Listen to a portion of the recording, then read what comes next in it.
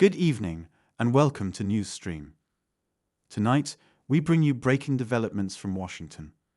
President Donald Trump has signed a series of executive orders that are already sparking nationwide debate.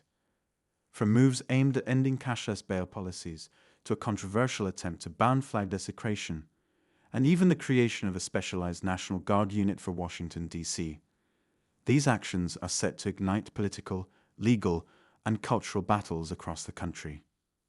Stay with us as we unpack the decisions, the reactions, and what it all means for Americans moving forward. Well, thank you very much. It's a very important day for many reasons. We've had a lot of important days lately, but this is a meeting and a group of people that are doing an unbelievable job on a thing called crime, and in particular, violent crime. Today, we're going to be discussing it. And I watched as a very incompetent mayor from Chicago said, well, what do they know? They only arrested 9 people. I said, 9 people? We didn't arrest 9 people. We actually arrested a total of well over 1,000 people. We took hundreds of guns away from young kids that were throwing them around like it was candy. We apprehended scores of illegal aliens. We seized dozens of illegal firearms. There have been 0 murders. It sounds sort of terrible to say. It's embarrassing. I did this over the weekend. I'm making a speech, and I acted like I was so proud. As I said, we've had 0 murders in the last week. And some of these people were from foreign countries. They said, that doesn't sound so good. And I said, well, it doesn't sound good, but Washington was the most dangerous place in this country. And now, you know what? It's probably the safest place in our country. Everyone's starting to come here. The restaurants now you can't get in. Many of them closed because they couldn't open with crime. Everybody before me is happy what I'm doing. Most of you won't say that because you're radical left. The newspapers are so dishonest. The press is totally dishonest, but that's all right. We've gotten used to it. And we won in a landslide, so they obviously lost their power. I mean, it's impossible to imagine that when you get 97% negative stories, purposely negative stories, even though you've done 97% positive things, that you could win an election in a landslide, winning all 7. Think of it, all 7 swing states, winning by the popular vote by millions of votes. We had a fantastic. The best is your districts out of 3,000 districts. I guess we won 3,500. We won 2,750, and they won 500. And that's, to me, the best of all. And we had tremendous in every way, the election. And it's hard to believe you can do that when you have a corrupt media. But many of you are corrupt, and it's nothing we can do about it. But we keep winning, and we're going to keep winning. And this whole story on crime is incredible that the Democrats wouldn't be with us. So the mayor of Chicago, I watched him this morning. He said, Trump doesn't know what he's talking about. He only apprehended 9 people. Well, number one, that's false. It's thousands. We'll get into that. But more importantly than anything, we took guns away. We have some of the worst career professionals out of the country already. They've been taken out of the country, and some are in solid confinement because these were killers. We arrested some very bad people. And in the last 11 days, again, I hate to say it because it sounds so ridiculous, but in the last 11 days, we've had no murders. And that's the first time that's taken place in years. We always have a murder a week. They call it a murder a week. You come here from Iowa, you come here from Indiana, you come here from Idaho because you're so proud of your country, you love your country, and then you get murdered. Your son gets murdered, your daughter gets murdered, you get murdered. See the media, you get murdered. Many of you have been mugged in Washington. You just don't want to talk about it. And I know that every time I do this with you, you almost everything, but every time I do this with you, people are saying to yourselves, he's right. And then you write a negative story. But we are doing an incredible job. The people behind me are amazing. We're working very well with the Washington police, as you know. The D.C. National Guard is unbelievable. We're also getting tremendous help from Secret Service. And we are at a point where Washington is booming again. People are pouring in like we haven't seen for years. Nobody wanted to come here. They didn't want to come here and get murdered. I have a friend of mine who has a very successful son. And I said, where is your son going to be this weekend? He said he's going to Washington with his friends. I said, really? Yeah, he's wanted to do it for 4 years, but he couldn't do it because it was so unsafe. and he's a tough kid too. It's so unsafe. And he ended up staying 3 nights, going out to restaurants all 3 nights. He said it was so beautiful, so peaceful, because all the criminals are either arrested or they're hiding, and we're finding the ones that are hiding. So I want to thank Pam Bondi. I want to thank our vice president. I want to thank everybody standing behind me because they are really, Gaddy, you've been unbelievable, by the way. They have done an unbelievable job. They're working 24 hours a day. And Washington, D.C. is now in great shape. I'm going to be working with Clark Construction, which is by far your biggest construction company.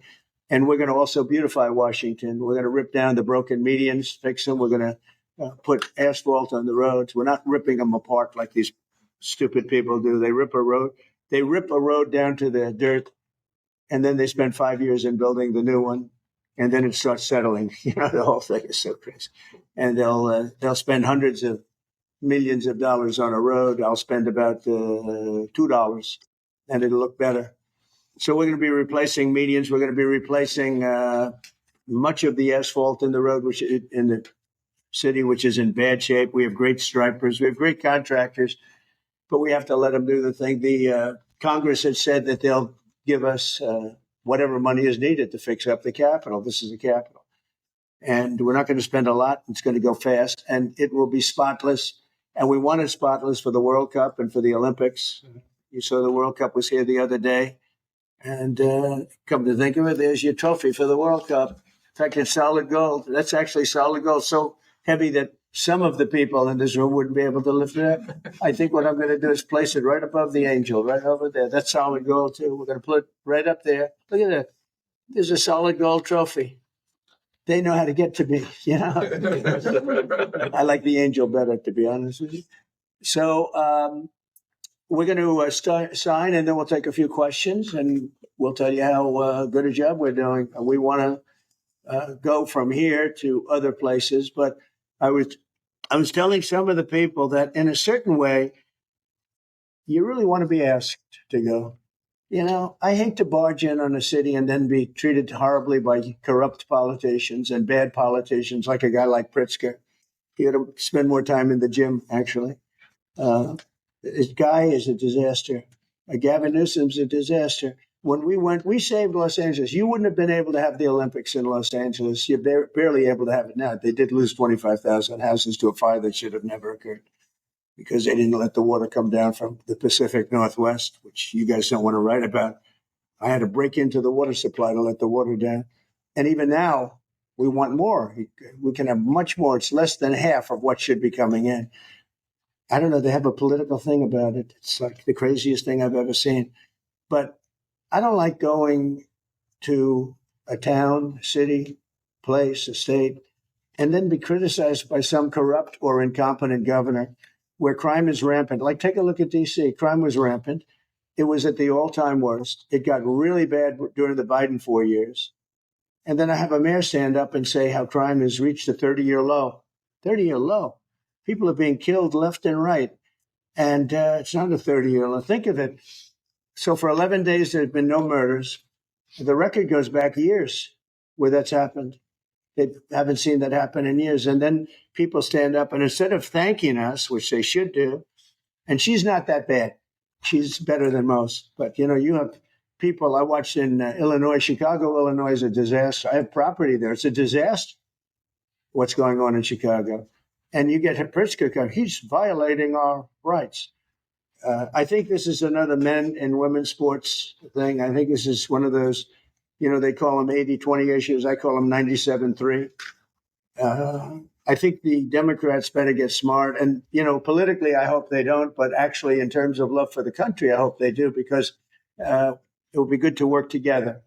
So I'm thinking about, when I have some slob like Pritzker criticizing us before we even go there, I made the statement that next should be Chicago, because as you all know, Chicago's a killing field right now. And they don't acknowledge it. And they say, we don't need him. Freedom, freedom. He's a dictator. He's a dictator. A lot of people are saying maybe we like a dictator. I don't like a dictator. I'm not a dictator. I'm a man with great common sense, and I'm a smart person. And when I see what's happening to our cities, and then you send in troops, instead of being praised, they're saying you're trying to take over the republic. These people are sick. But I'm really saying, and I say this to all of you, in a certain way, we should wait to be asked because they have cities that are so under control, out of control. So we go in and fix it. They take the full credit for it, and they go out and say, "I heard it this morning." They're saying how well they've done over the last 10-day period, that they set record lows. They don't say that we're there with very tough people, by the way. They have to pass the toughness test. Otherwise, they're not working for us. So, and we're allowed to do that now, according to the United States Supreme Court decision. Now, they have to pass a toughness test. If they're not tough, we don't want them for this job. They might be great for other jobs, but not for this job because they're respected. You saw the gang of kids. They were all huddled up, and a group of soldiers walked up. They never even got over. Those kids ran back to their homes or wherever the hell they came from. They were gone. This is one of the safest cities right now in the world, as crazy as that sounds. And it took 7 days. It took really 3 days, but we're now in our 11th day. So I want to thank you. So we had all of these things, 439 illegal alien criminals have been removed. And we have 6 known gang members, some of the worst leaders of gangs anywhere in the country, MS-13 and Tren de Aragua. With 2 missing children that have been recovered. They thought they were gone. We brought them back to the family. The family started crying. They couldn't believe that they saw their child again. 49 homeless encampments have been removed. Like we have the head of South Korea coming in a little while, the president, and he drives down the street. Already, his people have told me, he said, "What happened? It's so clean. We always came here, it was filthy dirty with homeless and papers all over the road." That's the other thing. Those roads are swept immaculate, but they're going to be much better in a few months when we put a topping on them. They're going to look like they're brand new. We'll get rid of those rusty old medians that have been crashed into 1,000 times, and they don't fix them. They just let them, they lay them down on the road and they sit there for months. But we don't do that. We don't run things. We run things like we run this. We like clean, we like beautiful, we like safe, and that's what we're getting. So I'll start signing the executive orders. To me, this is a very, very big deal. One of the executive orders has to do with cashless bail. That was when the big crime in this country started. And I can tell you who did it, when, but I don't want to do that because others followed pretty quickly. But that was when it happened. Somebody kills somebody, they go in, don't worry about it, no cash, come back in a couple of months, we'll give you a trial. You never see the person again. And I mean, they kill people and they get out.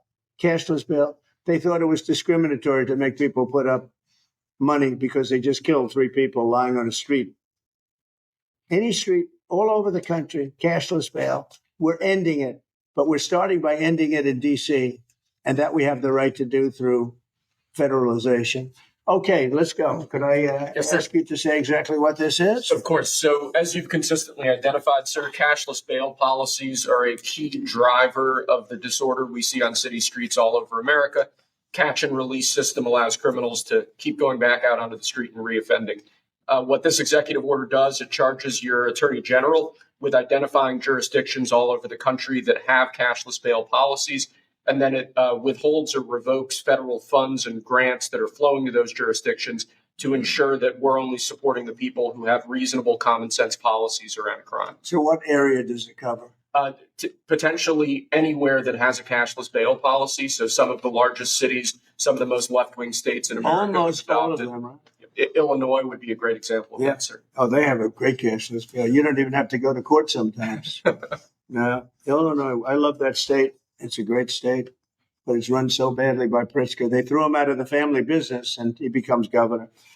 Now he wants to run for president. I don't think that's going to happen. Okay, we'll sign right here, right? Sir. So important. And this isn't Republican, Democrat. This is, and by the way, most Democrats agree with this, but this is just, we got to bring our country back. Okay? That's a big one. Also on the issue of cashless bail, sir, this is a DC specific executive order. In addition to the measures that we're taking that are quite similar to what we're doing around the country, in DC in particular, The objective is holding as many criminal defendants in federal custody and subjecting them to federal charges as possible. That means that they'll be held pre-trial in federal jail as opposed to just being cut back out on the streets due to a cashless bail policy. Okay. And we have the rooms. And by the way, the prison they have in DC is horrible. It's horrible.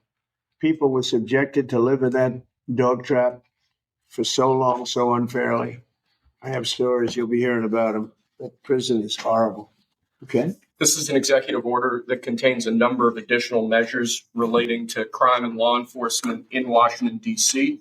It charges, for example, your Secretary of Defense with establishing specialized units in both the D.C. National Guard and the National Guard units around the country, specifically trained and equipped to deal with public order issues. It charges all of your various federal law enforcement agencies with hiring additional personnel to allow them to surge personnel to Washington, D.C. to deal with the current emergency here. It does a number of other things in that space, and it also asks the Attorney General to look at D.C. Metropolitan Police general orders that have currently impeded law enforcement efforts in the city, and to potentially look at unwinding those that are stopping the police from doing their job effectively. And are we going to ask this to be codified by Congress, all of these things? I think we could potentially, yes, sir. I think so. I think we should. I think we'll get it. I think Democrats will vote. Well, it's hard to believe that they might not, but I think Democrats will actually vote for this.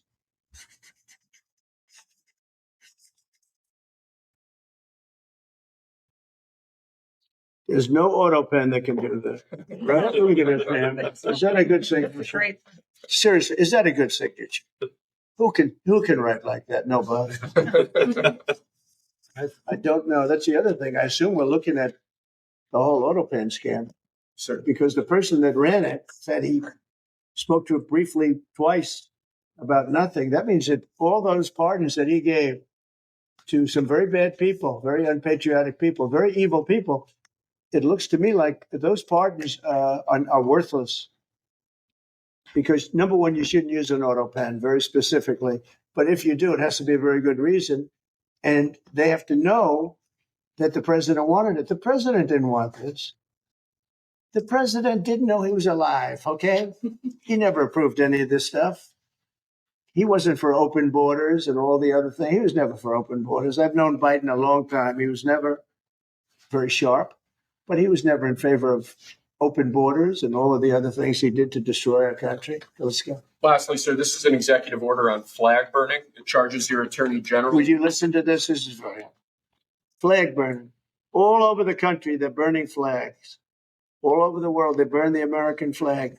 And as you know, through a very sad court, I guess it was a 5-4 decision, they called it freedom of speech. But there's another reason, which is perhaps much more important. It's called death. Because what happens when you burn a flag is the area goes crazy. If you have hundreds of people, they go crazy. You can do other things. You can burn this piece of paper. But when you burn the American flag, it incites riots at levels that we've never seen before. People go crazy. In a way, both ways. There are some that are going crazy for doing it. There are others that are angry about them doing it. Do you want to discuss that? Sure. So what the executive order does, sir, it charges your Department of Justice with investigating instances of flag burning, and then where there's evidence of criminal activity, where prosecution wouldn't fall afoul of the First Amendment, and instructs the Department of Justice to prosecute those who are engaged in these instances of flag burning. And what the penalty is going to be, if you burn a flag, you get 1 year in jail, no early exits, no nothing. You get 1 year in jail. If you burn a flag, and what it does is incite to riot. I hope they use that language, by the way. Did they? Yeah, incitement is incite to riot. And you burn a flag, you get 1 year in jail. You don't get 10 years, you don't get 1 month. You get 1 year in jail, and it goes on your record. And you will see flag burning stopping immediately, just like when I signed the Statute and Monument Act. 10 years in jail if you hurt any of our beautiful monuments. Everybody left town. They were gone. Never had a problem after that. It's pretty amazing. We stopped it. But this is something that's, I don't know, in a certain way, it's equally as important.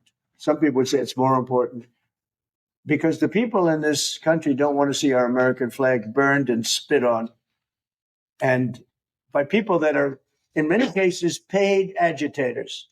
They're paid by the radical left to do it. You talk to these people, they don't even know, half of them don't even know what they're doing. They say, I don't know, they gave me money to do this. I see the same things that you do. They're bad people. They're trying to destroy our nation. That's not working because I think our nation now is the most respected nation anywhere in the world by far. You saw that with the European leaders on Friday. You saw that with NATO, where they agreed to go from 2% no pay to 5% fully paid up, trillions of dollars paid, where they respect your president to a level that they jokingly call me the president of Europe. They call me the president of Europe, which is an honor. I like Europe and I like those people. They're good people. They're great leaders. And we've never had a case where 7 plus really 28, essentially 38 countries were represented here the other day. 38 European countries were represented. European and other countries were represented. And it was a great meeting. But your country is respected again. I say it all the time. 1 year ago, our country was dead. Everybody said it. We had a dead country. We were not going to survive. Now we have the hottest country anywhere in the world. So it's an honor to be involved. And this group has a lot to do with it right behind me.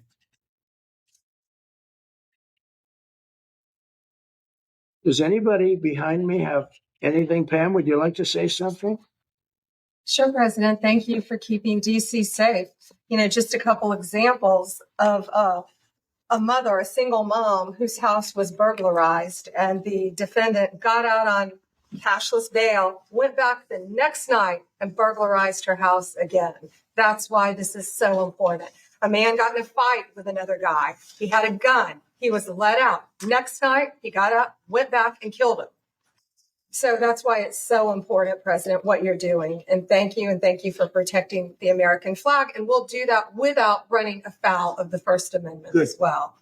And President, I think I think Gaddy Serralta had something he wanted to give you on behalf of all the law enforcement who are out there every single night. Yes. Thank you for putting me in charge of this surge as the director of the United States Marshal Service. It's the oldest law enforcement agency. It was created in 1789.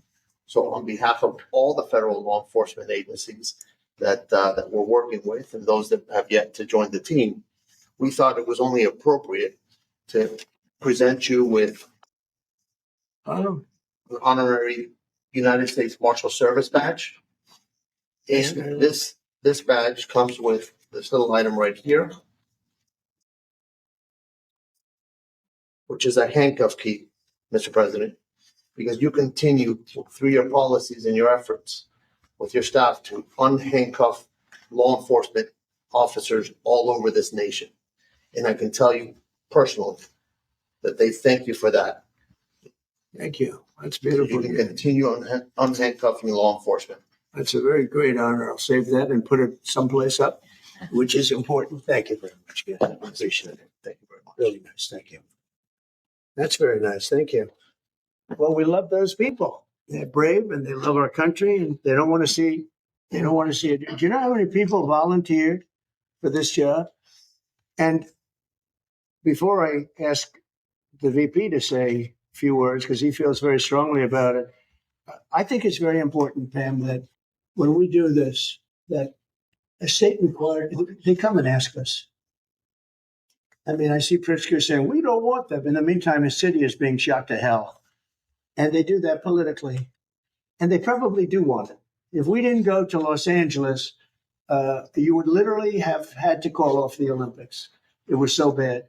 And the sheriff and the law enforcement people, but the sheriff said, and he came out very strongly, he said, if we didn't have these people, we were not able to control it. Now, 4 days later, after we had it totally under control, we did that quickly.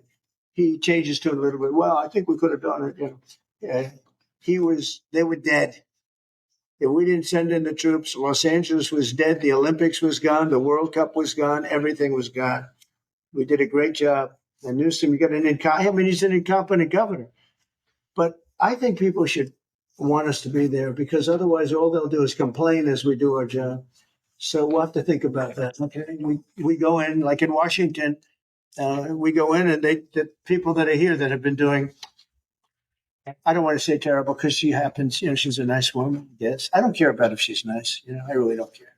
I want her to do. I'd rather have her be horrible but do the job. But we come into Washington and we have the 11 best days they've had here in 2 centuries. I mean, they've never seen anything like it. Let's go 2 decades. In over 20 years, they haven't seen anything like what happened. And now they're out there saying, we don't have crime in Washington. Well, that's true. For 11 days, you don't have crime.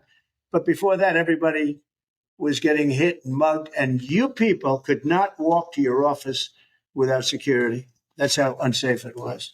So I think we should really let them have their city, let their city go to hell. And when they come and beg us to help, the only problem is we want to save it for the people, because the people want us there.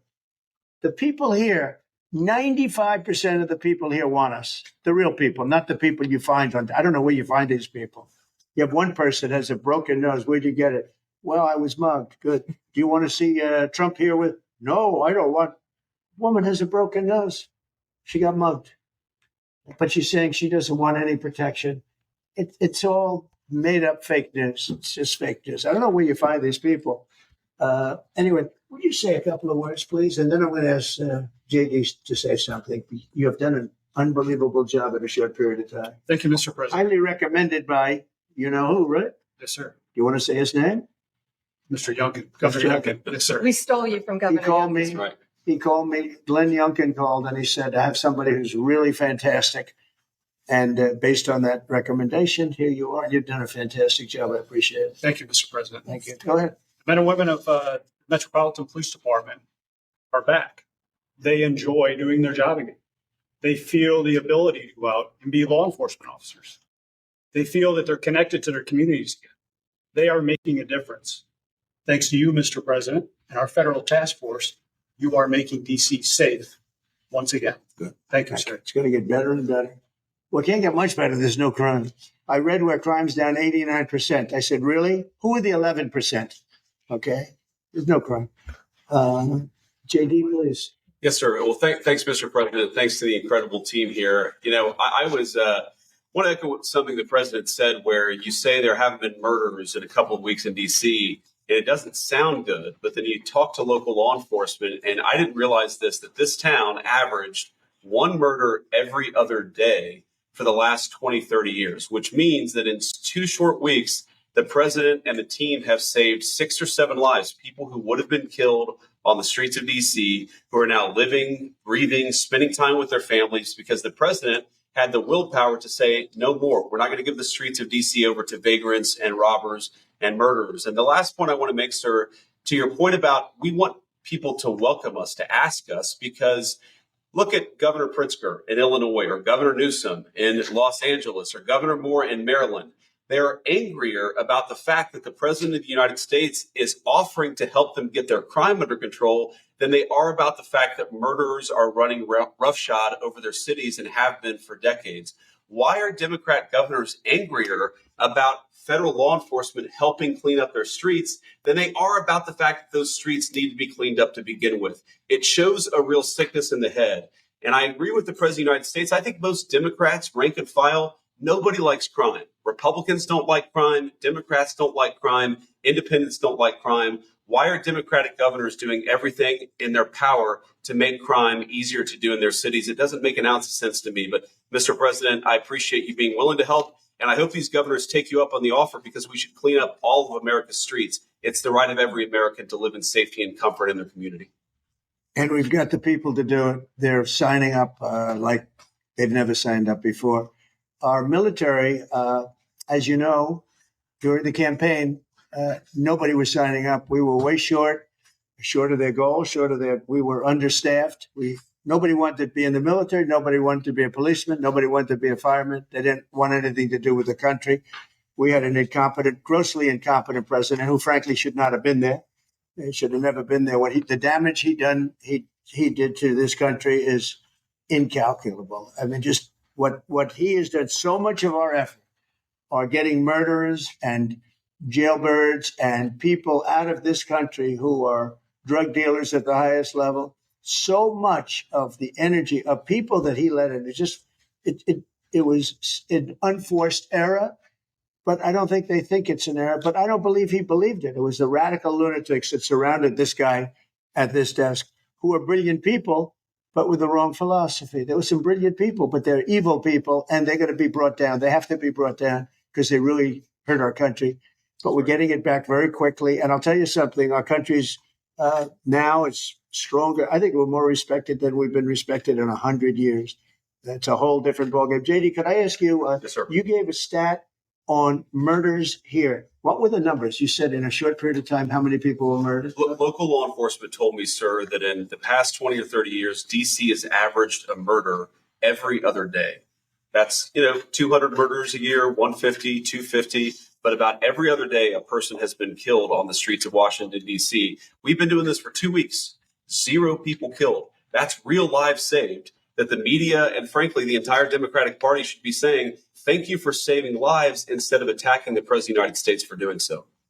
When a person, unfortunately, will probably happen at some point when a person's murdered in DC, it's going to be the biggest story maybe in history.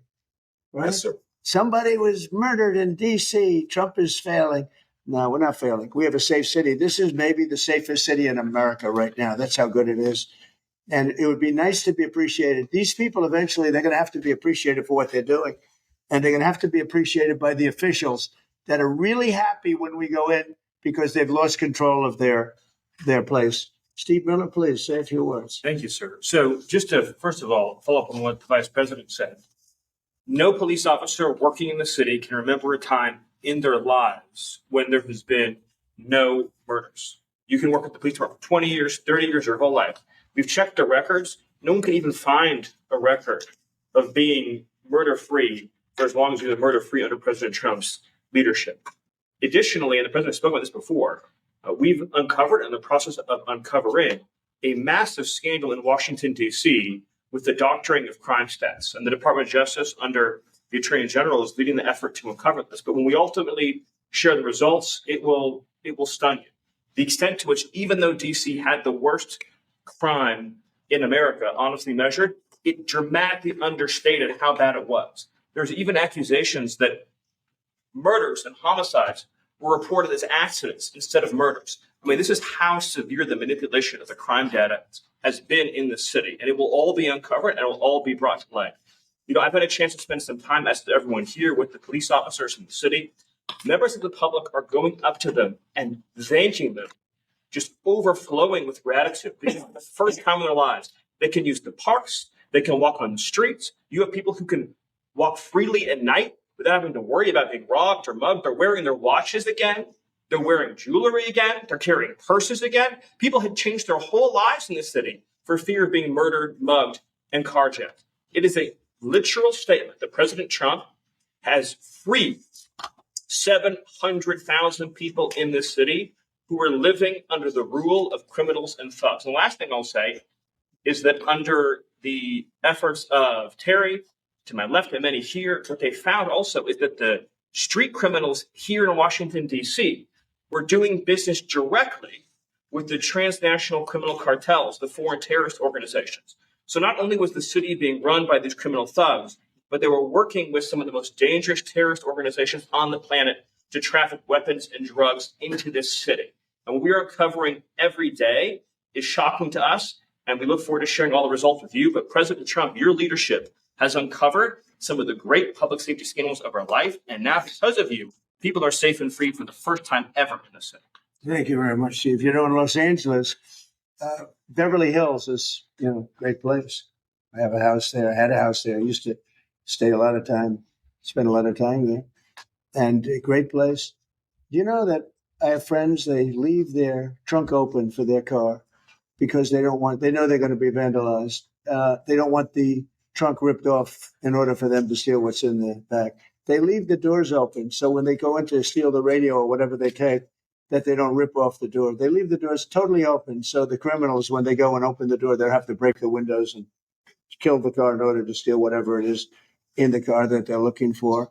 And that's at a level that nobody's ever seen before. Nobody lives like that. I have another friend, he has a garage, and in order to save his garage door, he leaves it open so that people can just walk into his garage, take whatever they want, and leave. But all the cars so many cars, I've been told this by many people, stars, big people, they leave their doors open so the doors aren't destroyed by these criminals. All over Los Angeles, this is taking place. And you know that. I mean, you've heard that. Christy, could you say a few words? Sure. Well, Mr. President, I think one of the most impactful statistics that you used today was of the 1,000 arrests that have happened already so far, 439 of them were illegal criminals, which means they never should have been in this country to begin with. But they were in this country, invaded over our southern border or our northern border or maritime seas, and then they committed crimes against the American people. So by getting those individuals incarcerated, we've stopped those violent crimes from happening here in the city. And sir, they do. Exactly like Stephen was talking, they have ties to cartels. They have networks across this country and other cities. So by what you're doing here is going to have a ripple effect in Miami, in Chicago, in other cities, because you're grabbing those networks and giving us information and targeting information to go and get more criminals across this country. So thank you for the work that you're doing. We have ICE and CBP, Federal Protective Services, Secret Service, HSI, all of our officers are working with all the other agencies every day here in DC, and they're so proud to have this kind of partnership. So Yeah. they're so glad that you're letting them do their jobs again. And I don't know if you've heard, sir, but the recruitment campaign for ICE, when we were going to hire 10,000 new officers, we've got over 130,000 people that have applied and raised their hands and said they want to work with ICE. So no matter what the fake news says or what the media says about ICE not having support, they've got incredible support from the American people. People want to join them and help them do what they're doing to make America safe again. So thank you for that. I was going to say that our recruitment drive, it was dead. During the campaign, they couldn't get, every story was the Army can't fill up, the Marines, none of them could fill up. They were way behind. We couldn't get anybody to go into the military, couldn't get any police. We have just set records on everybody wants to be in. Everybody wants to go in. And we're taking incredible people. I mean, the level of, because of the Supreme Court, it's based on merit. It's all based on merit now. It's not based on anything else. You got to, if you need strong people, you have to get strong people. It's all based on merit. But we're setting records in the Army, Navy, Air Force, Marines, the Coast Guard. One of my favorites, because I happen to have created it, Space Force. We're very proud of Space Force. It's amazing what it's doing. We're leading in space now. China was killing us. Russia was beating us. China was killing us. We're now killing China. We are leading in space by a lot because of Space Force. So we're very proud. But everybody wants to go in. We went from not, and you know how bad that is for the spirit when every story that you were writing a year ago was that nobody wants to go into the military anymore. And if you're in the military, you know how deflating that is. You go home to your family. Nobody wants a job that you have. Well, now it's the opposite. Everybody wants to be there. And that includes police and fire and everything else. You're doing a good job. Thank you, sir. You're stopping a lot of wars. just the presidents we're stopping. We've stopped 7 wars. And really the number is actually 10. We're not including a couple. And we're not including in there what we did with Iran, stopping their nuclear play. They would have had within a month or two, they would have had a nice big nuclear weapon to use. That's not going to happen. That won't happen. Pete, go ahead, please. Yes, sir. Well, Mr. President, thank you very much for your leadership. And the Defense Department is proud to be a part of this task force. Just like we have been down at the southwest border, where crossings are at 0. We've got national defense areas where we're working with Border Patrol to secure the southern border for the American people. Just like Los Angeles, where ICE officers deserve to do their job without being attacked, we're really proud to be a part of defending the nation's capital and ensuring it is safe and beautiful and working with law enforcement. And Mr. President, let me tell you, the morale of the troops, getting out there, talking to them, they love this mission. They're grateful to be doing it, whether they're DC National Guard or other state National Guards. And at your direction as well, sir, it's just common sense to make sure they're armed as well. And so we're rolling out ensuring they're armed, capable of defending themselves and others if need be, supporting law enforcement, and we're proud to be there, sir. Well, look at the mission you just accomplished with Iran. 36 hours back and forth, flawless. Every bomb hit its target. They went right down those chutes, dark at night, no moon, no nothing. Every target every bomb went right down. They have a chute that goes right down deep into the mountain. And they shouldn't have put ventilation in, I can tell you, because we used that for our advantage. But what they did, and we had the pilots and even the people that took care of the planes, we had a whole group of people at the White House a couple of weeks ago. And, I didn't realize this, but they said, we've been looking at their predecessors, and then these were the pilots. They said, we gave them beautiful medals. And I'll show you the medal. Gave them a medal just like this. See? Just like that. They were so happy. Gave a lot of them out for that. It was an incredible job. We had 52 tankers. People don't realize, so that they could refuel. We had many fighter jets, F-22s, F-35s. We had many. It was an amazing operation. It was flawless. Compare that to the operation when they went in with the helicopters crashing and everyone running around the desert, and the prisoners being taken. And that was Jimmy Carter. What a horrible thing. This was the exact opposite. This was the exact opposite of what they did in leaving a very, very nice place. The Taliban runs a tough operation in Afghanistan. And I think it was the most embarrassing day in the history of our country. That was Biden. I was leaving, and we would have left through strength, tremendous strength. We would have kept Bagram, which is the air base, one of the largest runways in the world, one of the most powerful. You could land anything on it, many, many feet thick. You don't build them that way anymore. You can't. But we left it, and now China's occupying that air base. This was the most incompetent administration in history, the Biden administration. And you're just lucky that they lost, because if they won, you wouldn't have a country anymore. And so, Pete, you started up by saying the Department of Defense. And somehow it didn't sound good to me. It didn't sound good. Defense. What are we defense? Why are we defense? So it used to be called the Department of War. And it had a stronger sound. And as you know, we won World War I, we won World War II, we won everything. Now we have a Department of Defense with defenders. I don't know. If you people want to, standing behind me, if you take a little vote, if you want to change it back to what it was when we used to win wars all the time, that's okay with me. All right? That's coming You soon, go. sir. You let me know if you want to do it. I think Department of War. It just sounded bad. He said, sir, on behalf of the Department of Defense. Defense.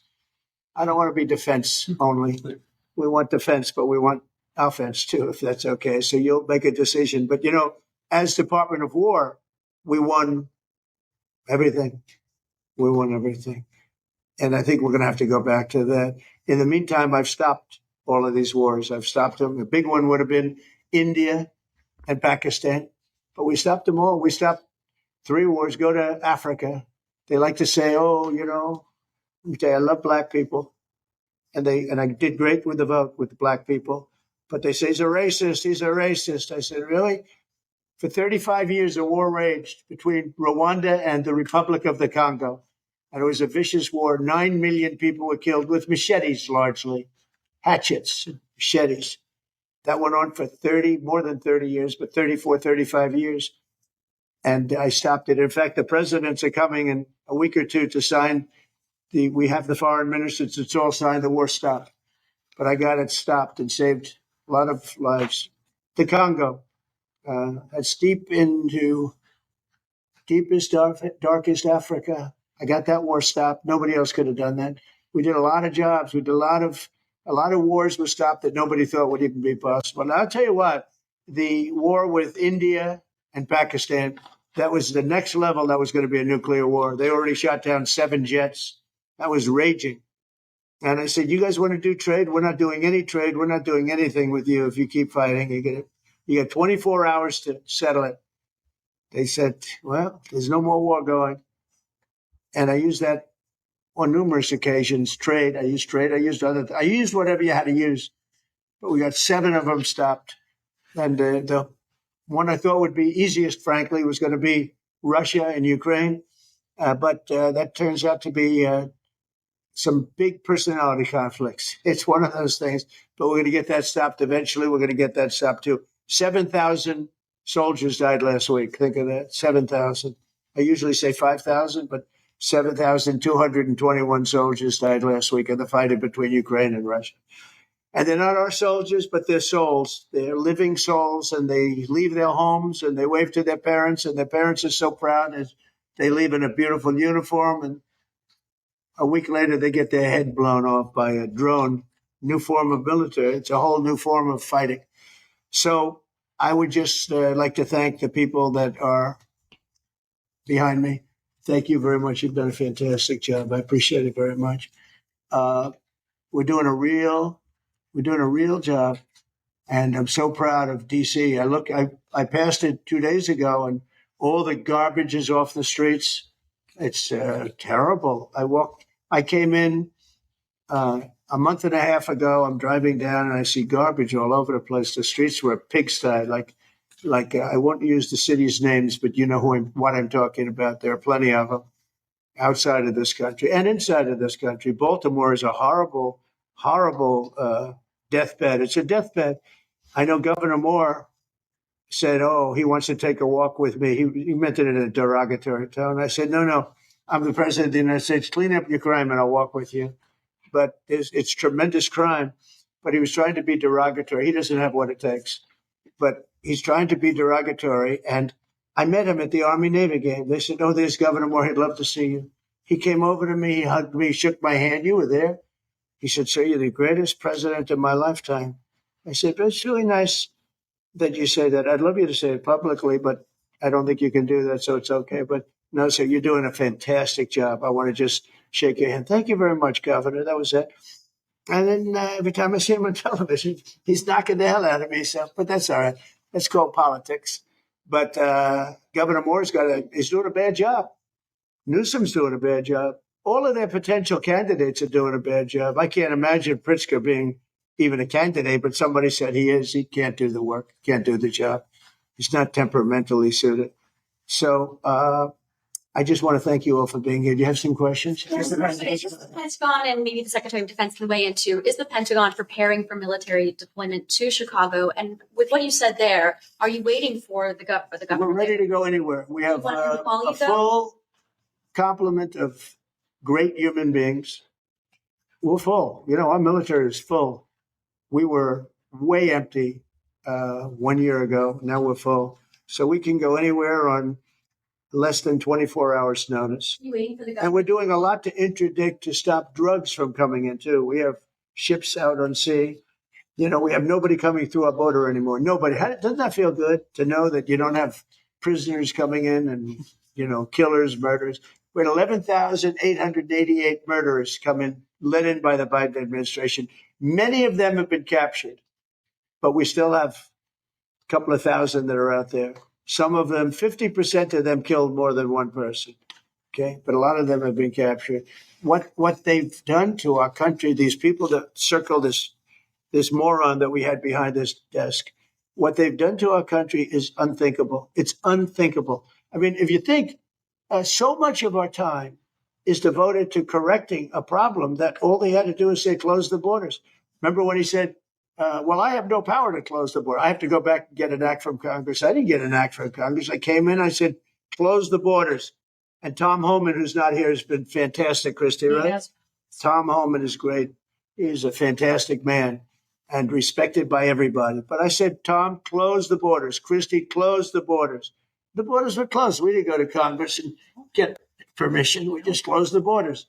And in the last 3 months, hard to believe this one too, in the last 3 months, we've had 0 people come into our country illegally through the southern border. Nobody would have said that's possible. Yeah, please. Thank you, Mr. President. Today, MS-13 gangbanger and human trafficker Kilmar Abrego Garcia turned himself into ICE in Baltimore. Do you have any comment on this? And why are the Democrats so emotionally attached to this man who beats his wife and is part of a terrorist organization? Because they think he's going to be good for votes, and I think he's very bad for votes. These people are deranged. He's not good for votes. He beat the hell out of his wife. His wife is afraid to even talk about it. She's been mauled by this animal. And, through a system of liberal courts, he's doing things. But, no, we have that under control. And Pam has got that very much under control. Do you want to comment on it? No, we've got him under control. He will no longer terrorize our country. He's currently charged with human smuggling, including children. The guy needs to be in prison. He doesn't need to be on the streets like all these liberals want them to be. And as part of this operation here in DC, we've also taken off MS-13 members.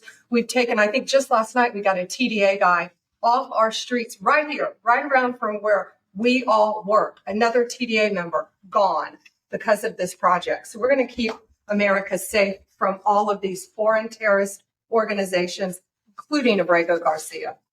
Okay. Mr. President, Steve? Get your reaction, sir. The Israelis bombed a hospital in Gaza, killed 20 people, including 5 journalists. When did this happen? This happened overnight, today. I didn't know. Any reaction to this? Well, I'm not happy about it. I don't want to see it. At the same time, we have to end that whole nightmare. I'm the one that got the hostages out. I got them out, all of them.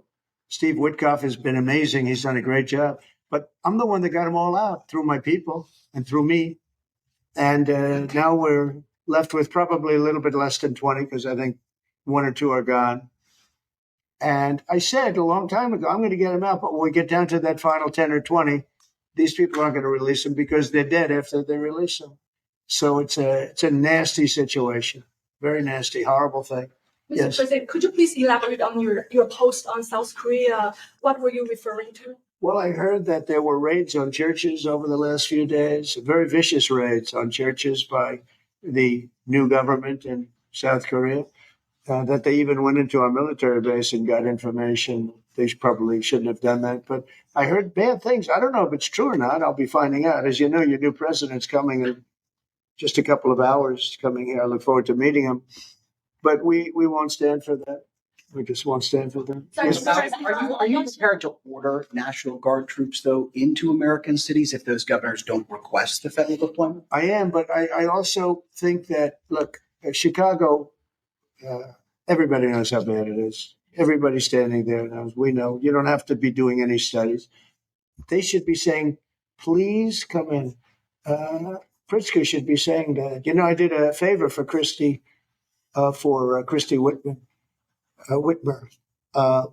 a good favor, I think, with the fish, the carp, the China carp. Did you ever hear of it? China carp. And it's taken over your Great Lakes. You know about that, right? And she came and she wanted to know if it's possible for us to do something about it. And I said, well, I'll do. But I think it's appropriate that the person from Illinois, the governor from Illinois, asks also. It's a tremendously expensive project, actually. It's invasive. It's horrible what's happened. And we can do it with GSA and various people. But we can do it. We're going to just have to see what happens, okay? We're going to have to see what happens. But You have the legal authority. But the governor of Michigan came, was very respectful, asked for it. She's done a good job. I did that. I opened the Air Force Base, kept it open for F-35s and various planes, F-22s too. I did that for the state of Michigan at her request. And I will, and also at our congressmen. We have congressmen that are unbelievably pro-Michigan up there. But some of this stuff, like the lakes, the Great Lakes, this is a big problem that nobody ever talks about. Most of you probably have never heard of. We have a pretty violent fish that comes from China, China carp, Chinese carp. And you see them jumping out. They jump into boats and they jump all over the place. They've got a lot of energy. And there's a way of getting rid of them. It's very expensive. And I didn't get a request from the governor of Illinois, who is affected maybe more than anybody else, right? And I think until I get that request from that guy, I'm not going to do anything about it. And I feel the same way about crime. We go in, we will solve Chicago within 1 week, maybe less, but within 1 week, we will have no crime in Chicago, just like we have no crime in D.C. But, I don't like to go in and do it and then have somebody stand up and say what a great job he's doing on crime. And we don't want the military in our state. We don't want the military. Do you understand? Do you understand that? Yeah, these governors will say. So I don't know. So no we're going to have a little emergency meeting. I think, I feel like we go in and we do it, like here. To a lesser extent with the mayor. She hasn't been terrible, but she hasn't been, exactly saying, oh, great.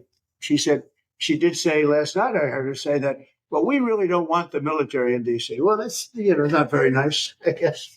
That's a little bit of a hit, but she's not as bad as some. We saved Los Angeles, and all we did is get criticized by this idiot that's running the state into the ground, right? Where people are leaving.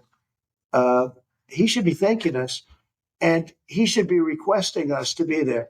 And the governor of Illinois should be. Chicago's a disaster. And the governor of Illinois should say, President, would you do us the honor of cleaning up our city? We need help. They need help. They need help. So are you But waiting without that for- request, We may wait. We may or may not. We may just go in and do it, which is probably what we should do. The problem is, it's not nice when you go in and do it and somebody else is standing there saying, as we give great results, say, we don't want the military. They need help badly. Chicago desperately needs help. Just look at the crime statistics. Look at the statistics that JD said about, even I didn't know it was that bad. That's terrible. But all I know is we're being celebrated because we went an entire week. Now it's 11 days. We went an entire week without a murder. And I said, boy, that sounds terrible. I didn't know how to, I actually made a speech. I didn't know how to say it because it's a great number. It's a great thing, but it sounds so bad. I mean, supposing you're from a foreign country, which is properly run and they don't have murders and things, right? So much, or in some cases, virtually at all. And you have somebody saying, I'm proud to announce that nobody was murdered in the capital of the United States this week. It sounds terrible, but Mr. President, Gavin Newsom, you've mentioned Gavin Newsom on crime. Gavin Newsom, yes. Is there a federal mechanism you're hoping to use to fight back against his redistricting constitutional amendment, or is that? Well, I think I'm going to be filing a lawsuit pretty soon, and I think we're going to be very successful in it. We're going to be filing it through the Department of Justice. That's going to happen. And we're also going to be filing a lawsuit on blue slipping. You know, blue slips make it impossible for me as president to appoint a judge or a U.S. attorney because they have a gentleman's agreement. It's nothing memorialized. It's a gentleman's agreement that's about 100 years old, where if you have a president like a Republican and if you have a Democrat senator, that senator can stop you from appointing a judge or a U.S. attorney in particular. Those are the two, I guess anything, but those are the two that are very important. So we have numerous states where we have unbelievable people. Now, Jay Clayton was just approved in the Southern District, but he was so good. He was a top student, top schools, top everything, went to Sullivan and Cromwell, became the head of Sullivan and Cromwell, came down here, was Securities and Exchange Commission, ran it for 4 years during my term, impeccably, beautiful job. He did an incredible job. And we went to court. And the judges, Democrat judges, voted that he can. That's the only way you get by. But generally speaking, you can't do that because you'll have judges from the other party. So Jay Clayton just got approved, and he's in. But he didn't get approved by the senators. He got approved by the court system in New York, which was a great thing. And I had a big victory in New York, I might add. I saved myself $500 million with a fake, corrupt attorney general, a really corrupt person with a corrupt judge who was disgraceful, and they're being mauled right now by everybody. It's so corrupt, and it kept business out of New York. Stuff like that. But the appellate division vacated all of that stuff that you read about, and we're going to do a big number on that whole thing. You can't have a corrupt court system. You can't have that. You have to have borders, and you have to have a free press. Otherwise, you don't have a country. But you'll be hearing about the blue slipping, because if you have not, you don't need two senators. You just need one Democrat senator with a Republican. The only person that I can get approved are Democrats or maybe weak Republicans, but we don't want that. But the only person I will be able to get approved in any of those states where you have a Democrat I can't get a U.S. attorney. I can only get a Democrat U.S. attorney. And this is based on an old custom. It's not based on a law, and I think it's unconstitutional. And I'll probably be filing a suit on that pretty soon. Yeah, please. During the campaign, you called Kamala Harris a communist, but the Biden-Harris administration, they never called for nationalizing a private company with the federal government like you're proposing with Intel. What do you say to some who say this is a bit hypocritical And is this the new way of doing industrial policy? Yeah, sure it is. I want to try and get as much as I can. If people come in and they need something, as an example, as a real estate person, if I have an agreement and I have any form of a stopgap where I can stop somebody from doing something, right? I have a covenant in an agreement, and they come to me and they say, would like to do something, but you have us restricted.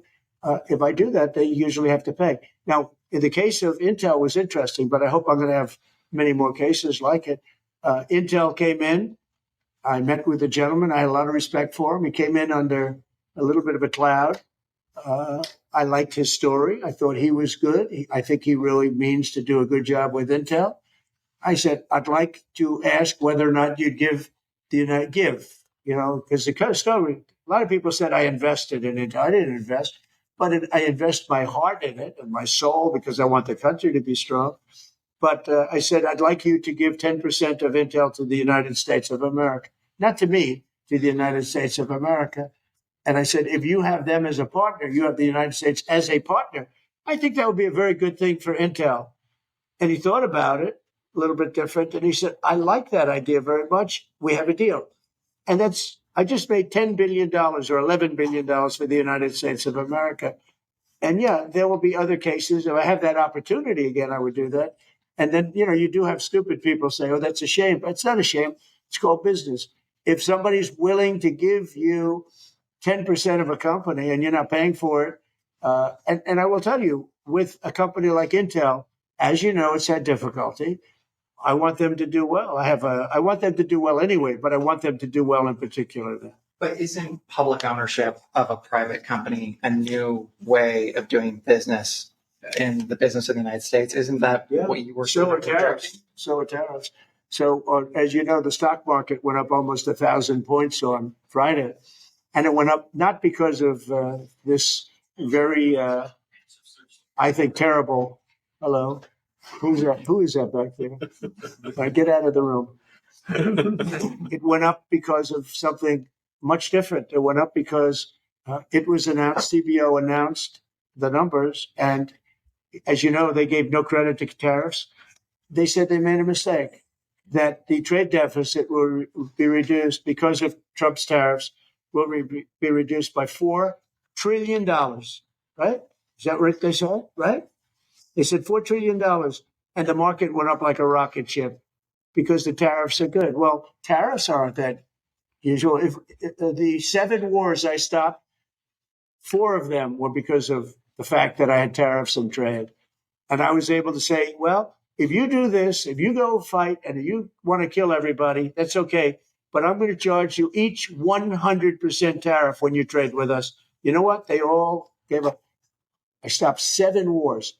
Numerous of them was because of tariffs. So, you never knew the word tariff. It didn't exist really, essentially, in this country until actually in the 1870s up till 1913 it existed. And we were the richest country. We were richer then, proportionately, than at any time in the history of our country. And then, stupidly, in 1913, they said, let's go to the income tax way of life. Let the people pay instead of foreign countries. No. We're taking in trillions of dollars in tariffs, and we're stopping wars because of tariffs. So that's not so normal either. But you know what? Other countries did it to us, and now we're doing it to other countries. You rule out boots on the ground in Ukraine, but how would air support as part of a security guarantee be any different? Those U.S. You really went from one question to the next. You go from one. I expected it at least challenge you. Now we're talking about boots on the ground. But U.S. air assets over the skies of Ukraine is part of a security guarantee. Wouldn't those U.S. airmen also be? Well, you don't know what security guarantee is because we haven't even discussed the specifics of it. And we'll see. Number one, Europe is going to give them significant security guarantees, and they should because they're right there. But we'll be involved from the standpoint of backup. We're going to help them. And I think if we get a deal, and I think we will, but if we get a deal, you're not going to, I don't believe you're going to have much of a problem. But we'll back it up because I want to stop seeing people being killed. When Biden was here, he gave $350 billion. You know this from covering business. $350 billion to Ukraine. I said that Zelensky's the greatest salesman I think I've ever met, better than P.T. Barnum, because he'd come to the country, he'd walk out with $50 billion every time. He actually came here once, he walked out with $100 billion. We're up to $350 billion. I got $1 trillion worth of rare earth that we have from the country because I felt badly for our taxpayer. But I did something else at the NATO meeting. They are wealthy countries, but they weren't paying. And we don't pay any money to Ukraine anymore. Do you know that? In fact, it's the opposite. They request through NATO. We deal with NATO. We don't deal really with Ukraine. NATO requests missiles. They want Patriots. They want missiles. We give the missiles to NATO. NATO pays us in full and does what they want. I mean, I think they give them mostly to, they can do other things with them too, because we're dealing with NATO. We pay no money to Ukraine. We gave $350 billion to Ukraine. You know, if we didn't give that kind of money, and I was the one that gave the javelins, if you remember, I gave the javelins. They were very effective. They say Obama gave sheets and Trump gave javelins. They were very effective with those tanks right at the beginning. But you would have never had a war if I were president. You would have never had a war. Just to finish, we spend no money on Ukraine anymore.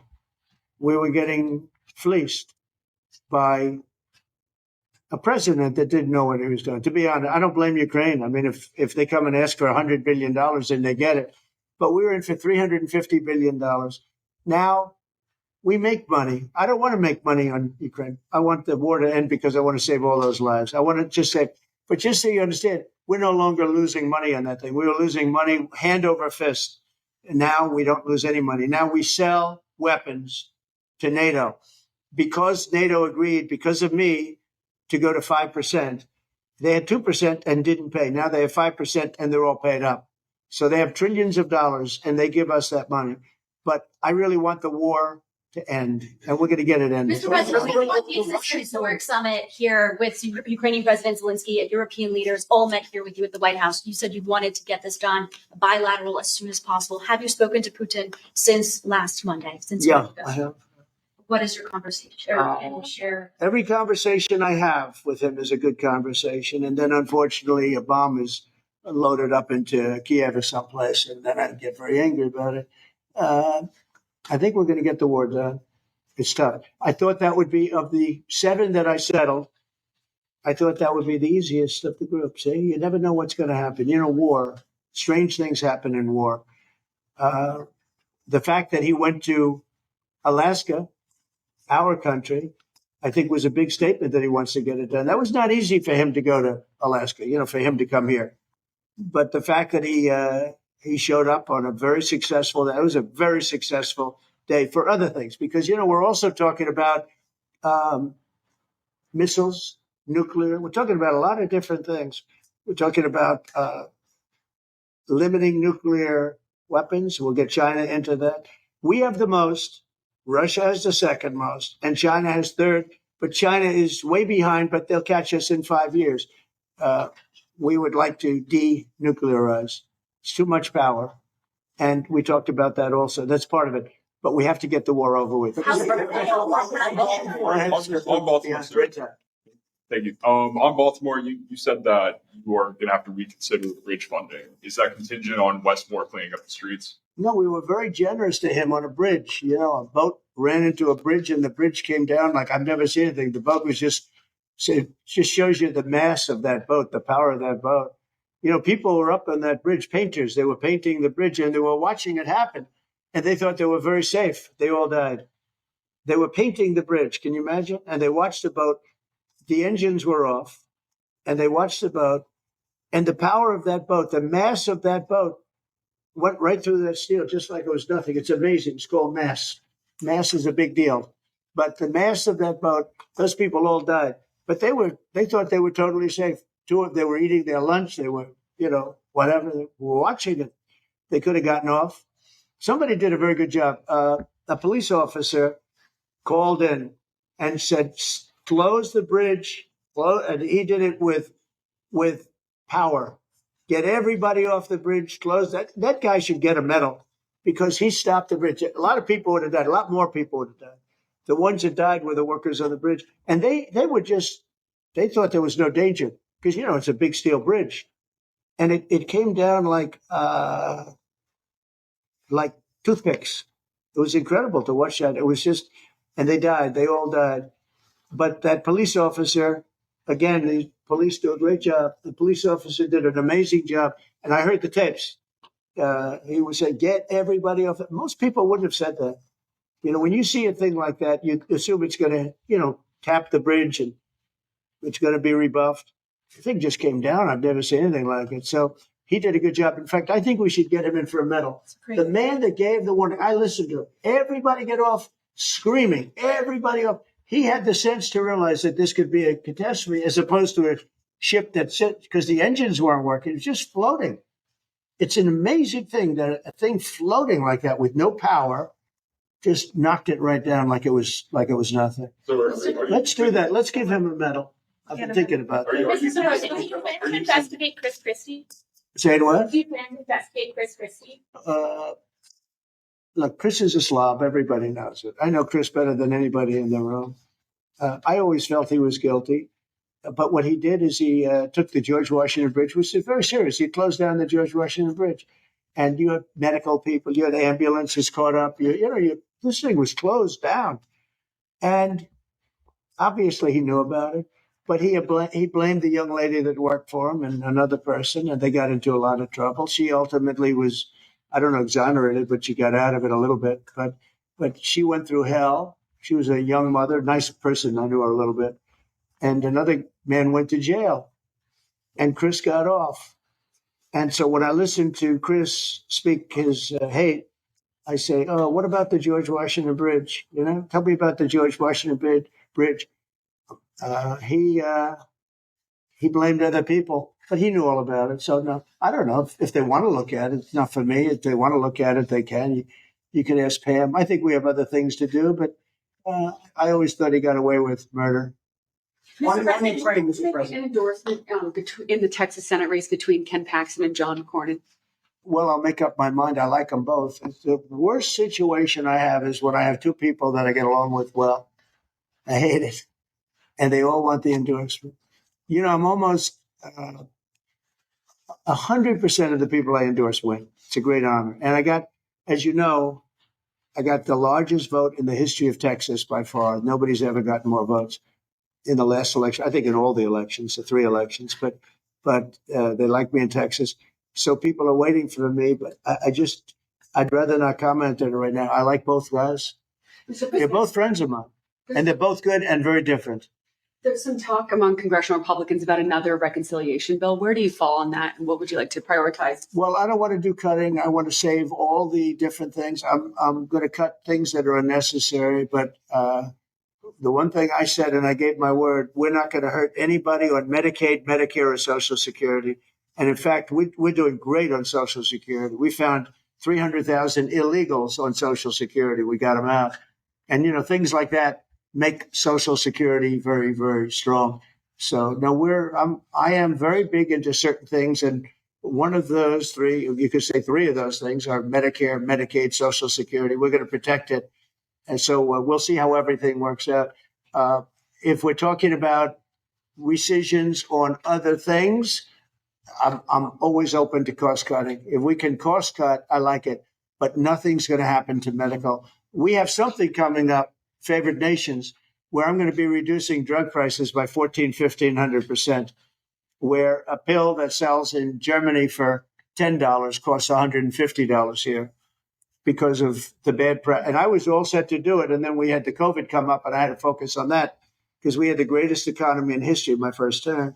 I will tell you that we are going to be doing numbers on the cost of drugs in this country that I'm not talking about a 20% decrease, which would be great. I'm talking about 1,000% decrease. We're talking about where a product would sell for $80 in Germany and $1,300 here. And we're not going to do that.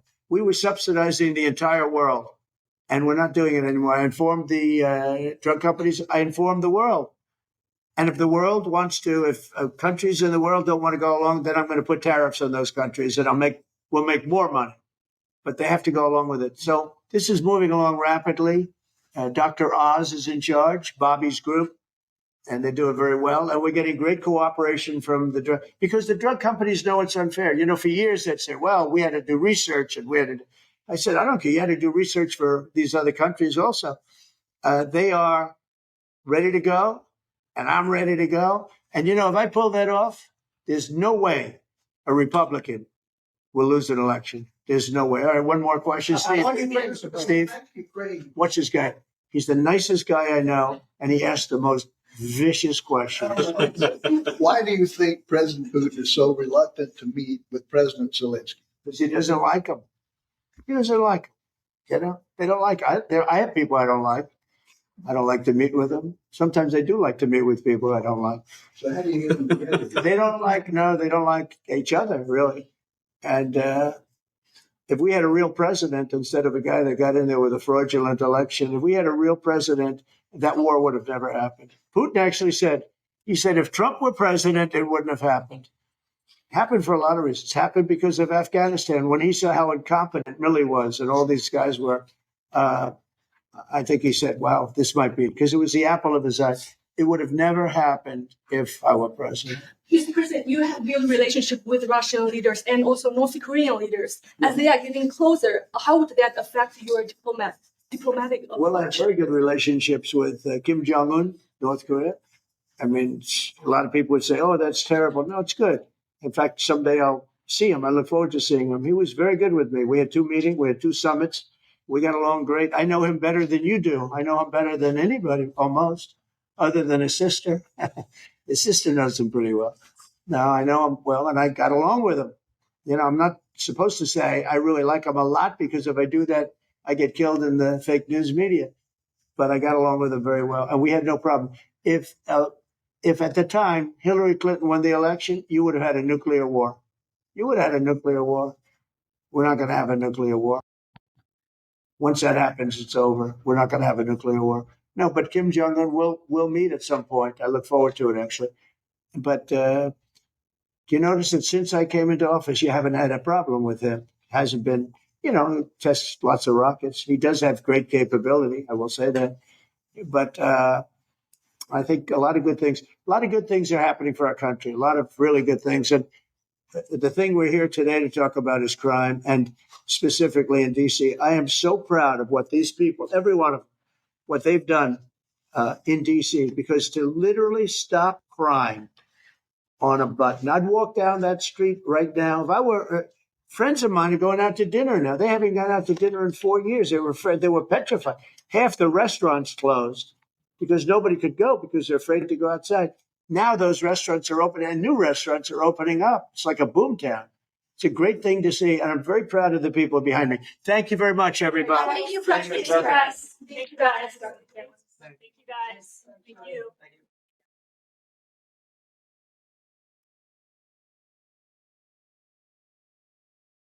These executive actions underscore a bold emphasis on crime control, symbolic policy, and federal intervention, setting the stage for intense legal and political debate. As jurisdictions weigh their next moves and civil liberties advocates sound the alarm, the implications of today's decisions will be felt well beyond the signing ceremony.